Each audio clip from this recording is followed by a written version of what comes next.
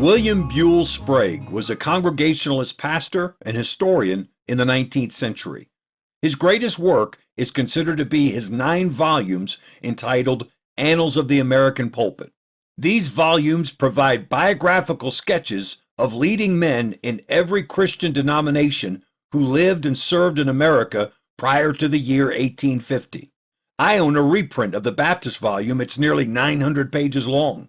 William Sprague writes about the early American Baptists in the introduction to his book.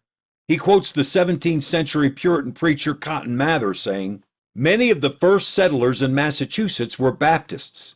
They were as holy and watchful and fruitful and heavenly a people as perhaps any in the world." Mr. Sprague himself writes, "The early Baptists in this country were emphatically a suffering people. The Baptists were not only denied rights which are now universally conceded to all, but were the subjects of wrongs which none would now attempt to justify."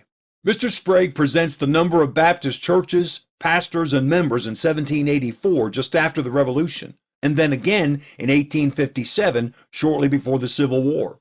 In 1784, there were 471 Baptist churches in America, 424 Baptist preachers, and just over 35,000 Baptist church members.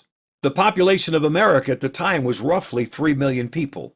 So when our nation was founded, about 1 out of every 85 people belonged to a Baptist church. In 1857, there were 11,600 Baptist churches in America, with just over 7,000 Baptist preachers and 923,000 Baptist church members. The population in 1857 was approaching 30 million people. So by 1857, approximately 1 out of every 30 Americans belonged to a Baptist church. In case you didn't follow all those numbers, the bottom line is, in 1784, 1 out of every 85 Americans were Baptists. 70 years later, 1 out of every 30 Americans were Baptists. Why does this matter?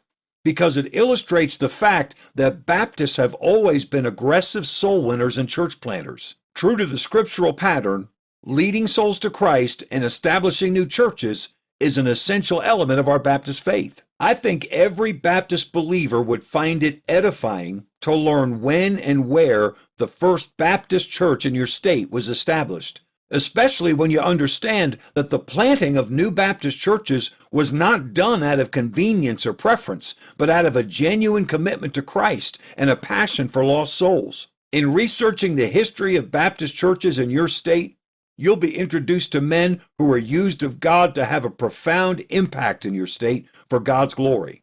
Let me give you an example of what I'm talking about by telling you about the man who started the first Baptist church in the state of Connecticut, where I pastor. In the late 1600s, the law required everyone to attend the official state church. Anybody who didn't attend the state church was fined 20 shillings. The law also forbade people from meeting to worship in private homes. Anyone guilty of leading a worship service in a house was to be fined and whipped.